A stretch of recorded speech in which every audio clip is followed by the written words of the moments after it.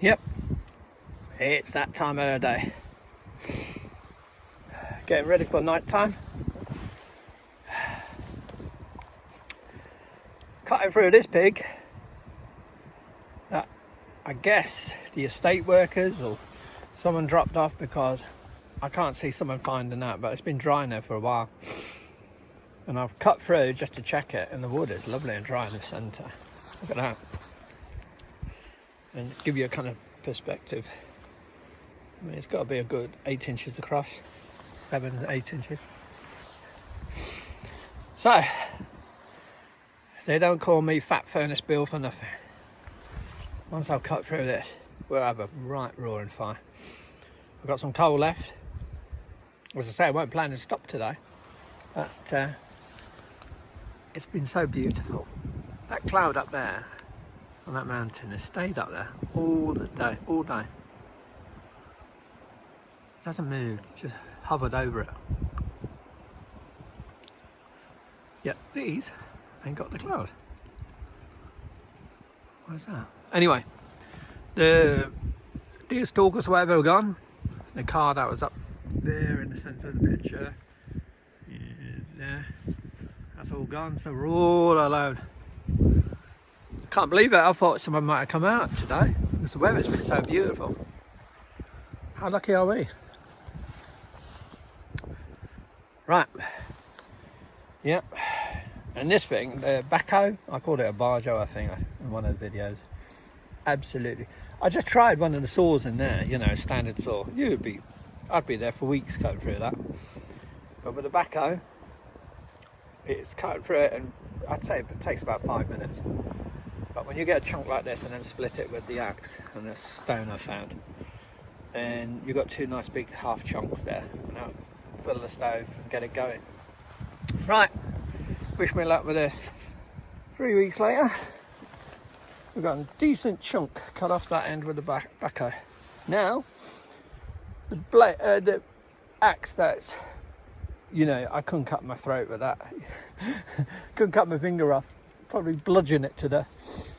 But now what I'm going to do is get the axe stuck in there and then use the rock to split the wood. Right, you see the end result. Ray Mears, Bear Grylls, bushcrafters, eat your heart out.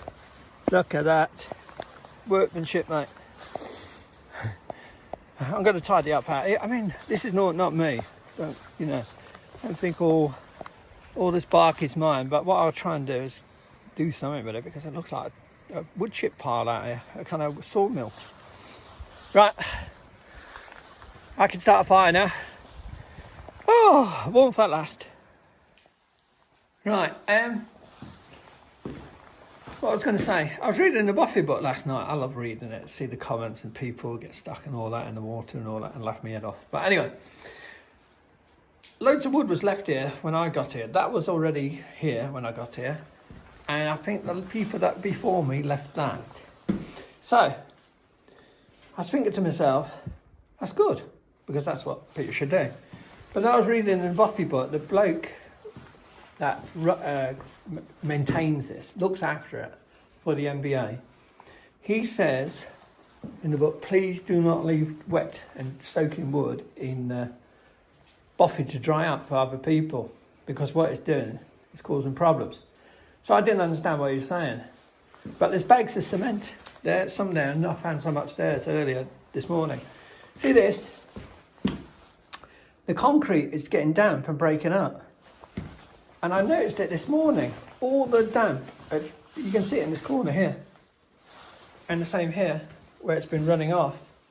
You know, it's only it's wet, but it has to go somewhere. And it's hanging around on the floor. And what it does, it breaks the floors up. So, the problem is, how do we look after each other, but not destroy our Bothies? Because we don't want that happening all over the floor, because then, don't forget, we are going to be in the Bothy and it's going to be like that. So, the thing to do is use these buckets. There's coal buckets, or there's two in the other one. Store wood in the bucket so the water or the damp goes down, runs down into the bucket. Yes, it might mean the ends of the wood will get damp, But otherwise, what we're going to do, by being good to each other and thinking ahead. I mean, all this wood was soaking when I touched it yesterday. And it was, I mean, this morning it was terrible in this corner. It was really damp. And that's what it's doing. It's lifting the concrete. So I understand his point now. You know what I mean? He didn't actually give his point. He should have given it. And people say, well, you know, when you walk in, you make it damp. But that's true. But don't forget, when you walk in and you put the fire on, it will dry the Bothy out. But the problem, I was in there last night. This was all sitting here. And it was freezing in here last night because it's amazing what one door does. And there was no heat getting here at all. So all that water coming off that wood was running there. And imagine you store it there, start storing wood there. You know, the concrete's going to lift up and they have to pay for it. Don't forget, someone has to carry that concrete in and the tools that needs to be done to do it. And someone has to come and do the job. And also they have to pay for the cement and other bits and bobs they need. So that's a good point. So it should be, someone should note it on the MBA site so that others understand. Because there was a lot of people, and I was confused at first. I thought, no, we've got to look after each other. But the point is, the dampness coming off the wood is destroying the floors. And there's a typical example. And I can understand why, because I was watching all the damp. I mean, you can see it for yourself being there. All damp in the corners, but under here, you can see. And it will lift the concrete up. It will slowly start breaking it up. So there's one thing, winter, and everyone coming in with wet clothes and wet shoes, but then the heat will generate. But if this is all stored in here, and no one's using the Bothy for, say, several weeks, it's going to start causing damp issues and start breaking up, and that's what's happened there. Right, that's not a rant, I'm just passing the info on, because I was reading it through the Bothy book, and I don't think, you know, I wouldn't have understood why. I would have thought, why is he complaining? But he makes sense. So, I think they should put that on the MBA site. If you're watching MBA people, you're doing a cracking job. And as soon as I get back, I promise to do membership, and I will be doing membership. They deserve it, all the support they can get. They're doing a great job. I mean, where else can you come out a place like this, stop for 3 days, put your feet up, have a fire, and just relax and chill, and not pay a single penny? That's why we all have to get membership. Right, so there you go, speech for the night. That cloud's still hanging over that mountain. You know what that means tonight, don't you, with this clear sky? That's why I'm getting ready for the wood, with the wood. It's going to be a chilly one tonight, I think, unless we get cloud cover. Right, it's settling down time now. Got to dry dogs off, I've got a towel, so that's what I brought it for. So I'll dry them off and then see she's wet underneath. Right, go on you two, in you go. Chicken casserole. Look what we found, Neil. And you can see the chunks and the bits in there. And there is chicken in there as well. And bachelor's rice. Cooked on my Primus Omnilite. I can't say the word. Steaming, ready for eating. I put it in there because I want to use the metal spoon to eat. And I don't want to scratch the inside of this pot. Later on, I will be having a ginger cake and custard. A couple of mugs of coffee, no beer. When I'm out hiking, I never have beer. And put my feet up, watch a film. So, I'm going to enjoy this. Dinner was lovely. As you all probably know how to do this, but I'll just show you. Always take some washing up liquid. Doesn't matter about the size of the bottle, I mean, because in the end, you know, you're only taking so much, so bottle is milligrams. But anyway, take a little bit of fairy liquid with you. Heat up some water. That's all gone frothy because I've been cleaning. But heat the water up so it's hand hot, not too hot. Then get a piece of sponge foam, what you use for your pans at home, but don't use the scouring bits, you know what I mean? Swirl it around in there, then toss it into that one if you've used a separate bowl like I have. Then toss it back into that one, then toss it back in there, and then wipe round all the bowl, both bowls. Now look, you've got nice, hot, clean. You can see the remnants of the clean in there.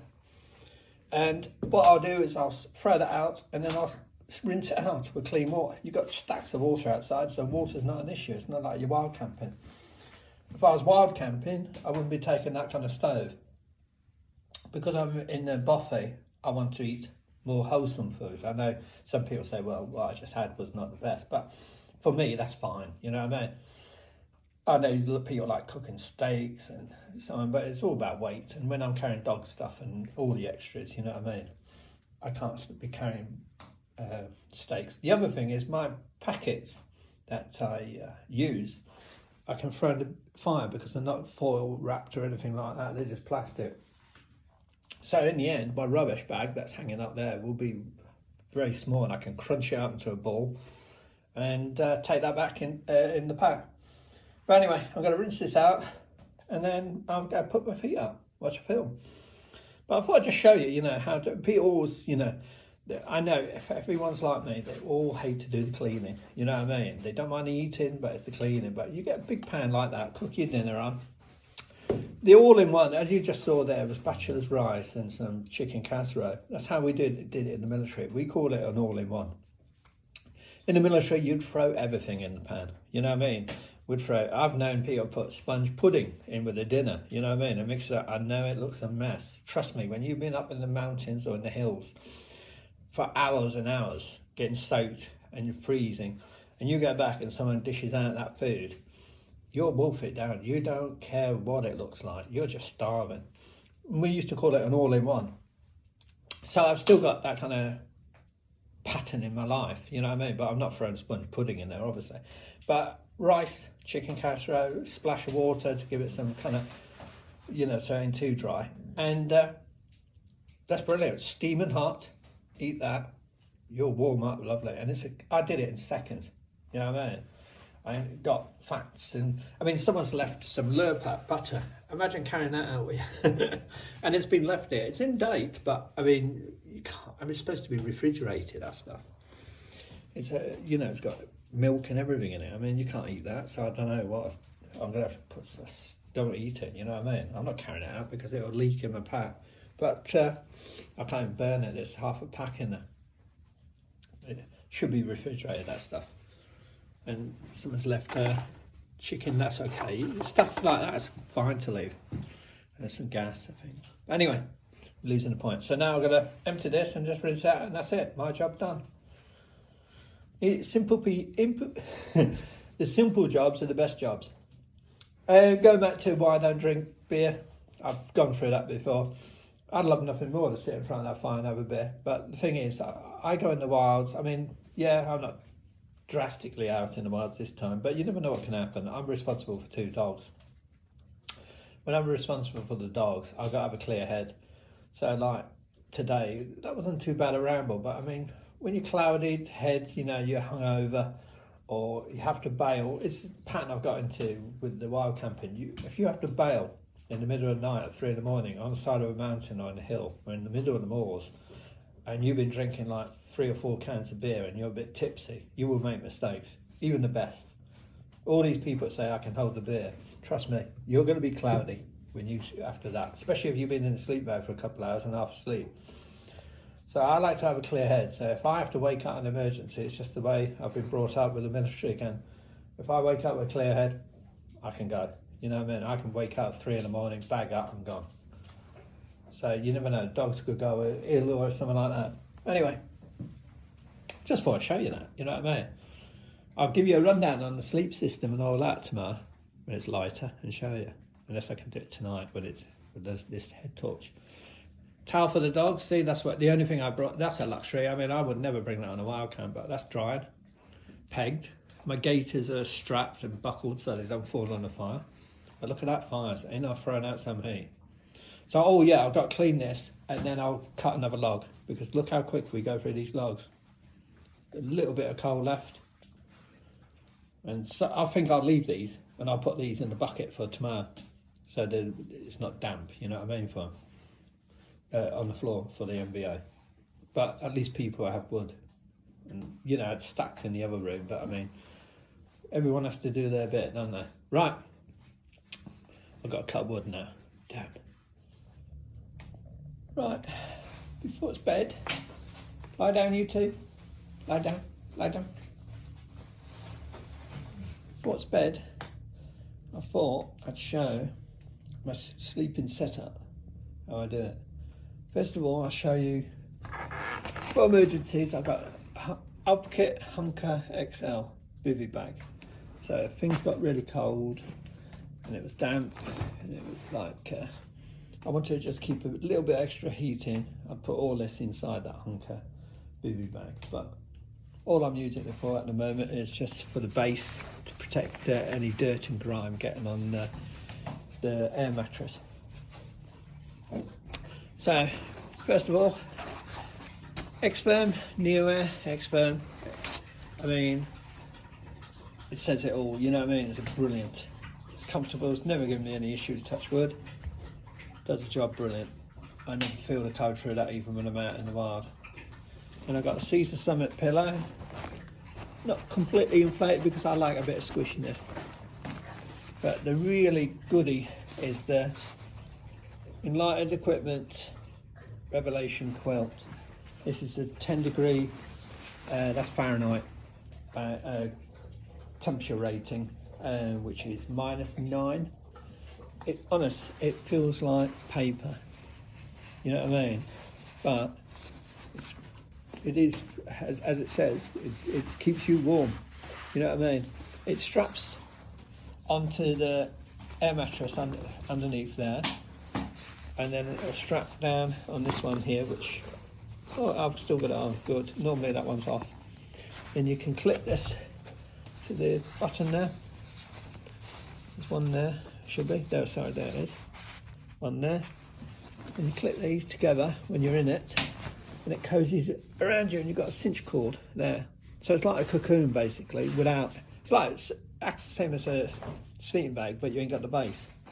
But what you do, you save a lot of weight, but you can cocoon yourself in it. And trust me, you get warm. And then I've got a beanie if I need it. Here's a mountain hardware beanie. I didn't eat that last night and I won't need it tonight. Lie down. Lie down. So every time I talk, my dogs want to move. Look at them. Lie down and no playing.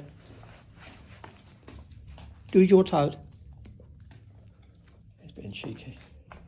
And then, I know you caught me with down booties.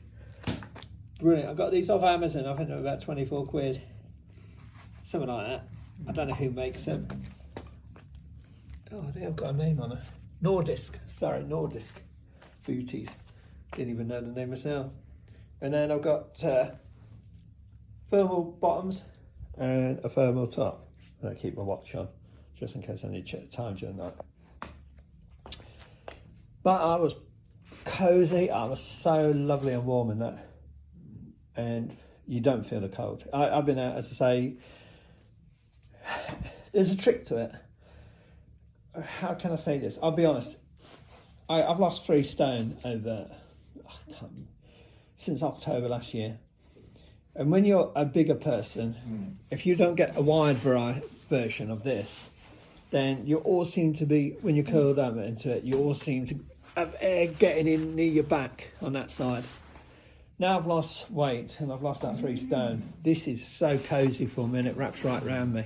So basically, don't be so large unless you get you can get an extended wider version, but obviously then you're putting the weight back on. But I'm on about the weight of the quilt, you know what I mean?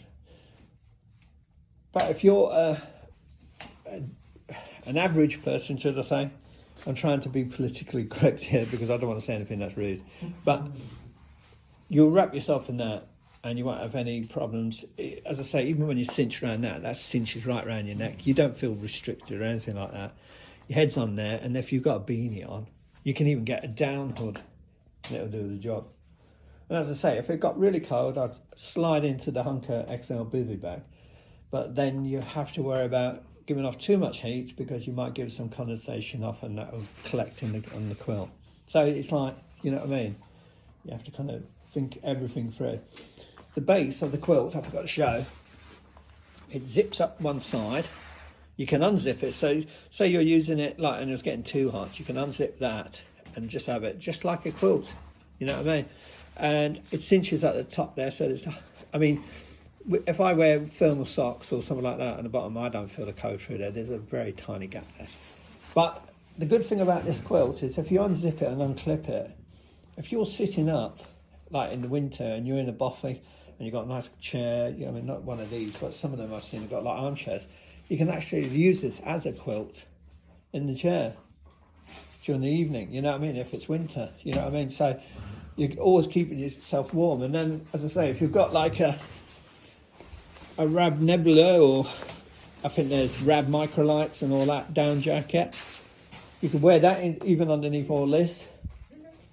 You could get some thermal base layer bottoms on underneath your thermals, and you're going to be toasted, really, really toasted, even in the worst of weather. But these are good. These are down booties. Feel really kind of weird, man saying down booties, but you know what I mean? They are keep your feet lovely and toasty. Even in worse conditions, you could wear these underneath there. So you're not going to be cold, ever. Right, so that's my sleep setup, because tomorrow morning I'll probably forget. I'll bag everything up, because I want to go to A Chill, which is not too far from here, and check that Bothy out. Hopefully now, dog food's going. That was in that bag. So, and the fire logs are going. I'll leave some fire lighters for some, because I've got a whole box of them. Look what I brought. I brought snow goggles, which I've bought, and I've got an ice axe somewhere on. That's rare. Somewhere there is, because I thought there might be snow cover on the hills, but nothing. You just can't tell, you know what I mean? It changes so quickly. A lot of the food's gone. I'll just chuck it all in one bag at the moment, so I'll go for it. I've got a lunch there, which I probably won't eat tomorrow, because I'll be so busy. There's the firelighter, so I've got to go. And my clothes are yours. I put my clothes. See, this is the bag for inflating. No, I got a Nemo Tenchi, but that's in the tent down here. But this is the inflating bag for the X-Foam, just in case weather conditions are bad. And I don't want to be blowing into an air mattress with my breath, because it put moisture in, and then that'll freeze overnight. But on a normal, everyday, lie down on an everyday night, then with normal conditions you don't have to worry about moisture going in your mattress. What I do when I get home, I just undo the valve and leave it out for about 2 or 3 days, so it's breathing. But obviously if you're in cold temperatures and there's snow on the ground and the temperatures are freezing overnight, you don't want to be blowing moisture into your air mattress, because it will crystallise and freeze at night, and that lower the R rating for the mattress. You're kind of defeating the object. So you have to use the bag to actually inflate it. But what I do at the moment is either put a tent in it. At the moment, it's got clothes in. My clothes does the job. It's got a small hole in the bottom for inflating the mattress. But I mean, when it's in the dry bag, it ain't going to do any harm inside the rucksack. Right, that's it for tonight. Now, what time is it now? 8:30. It's too early to go to bed, but what I'll do is I'll just relax in front of the fire. And that's blowing. We've got plenty of wood there. I've got some coal left that'll go in it tonight, last thing, so it burns through the night. See what someone's done here? Someone's used this as a poker. This is an old ski pole, but it does a great job as a poker for the fire. And there's the buckets I was on about. So them logs tomorrow, where's my finger? Them logs, them big logs, will go in the buckets, ready for someone else to chop up, and will not add any damp to the ground. The dogs have got water over there, but that'll dry out. They've drank it all, so I'll give them some more in a minute. Right, you've seen everything. Oh, the other thing I do at night is I put a chair against the door. That is not, oh, I've just seen what someone's wrote there. But anyway, that won't be. I put the chair against the door because a hiker comes in the early hours, or someone's lost, and they come in. I've got 2 big dogs here, and they will go. They will actually fly at the person. So I have to think of their safety. So anyone that opens that, it will drag and make lots of noise, you know. And the dogs, it will give me some warning to prevent the dogs from flying at the person. Because last thing I want is someone to be struggling, coming in the door, dogs hear it, stir, I don't hear the person come in, and then all of a sudden that door opens, and then it'll be all hell together. And trust me, these would do it. She was fully trained up, and she has never lost it. And Rebel, he's got attitude. Malamars are just lethal. If you don't know the breed, you know what I mean. If they go for someone, they'll go for him. So I have to be careful. Right. So you've seen this food, and you've seen my sleep setup. I thought it's the best way to do it is show it as it is. The other thing I've learnt to do is these candles are low ones, but don't put tall ones here if you're sleeping here, because if you fall asleep and the candle's still burning and it falls, it's going to fall on your mattress. The best case scenario is just going to burn a hole in it and it's going to ruin your quilt, sorry. It's going to just burn your quilt and your mattress. But worst case scenario, if the candle falls and sets fire to the quilt and you're asleep, you could go out in flames. And then the Bothy will go out in flames, and that would be bad news for everyone. Especially you. So yeah, low ones by the window if you're sleeping along here, and tall ones over there, and I'll double check that tall one. I'll probably just leave this one burning at night. I'm saying too low? No, it's fine. This one I'll probably knock off because I don't want it, again, dropping off, and maybe, I don't know what this is like, it's got some wood on it. It might set fire to something, like the bag or something. You don't know how things can happen. Last thing you want to do is wake up in flames at night. Right, that's it. Rebel's got fleas. I doubt it. There's no fleas or anything out. He's probably got muck in his head. Right, that's it. Good night, everyone. See you in the morning. Say good night, dogs.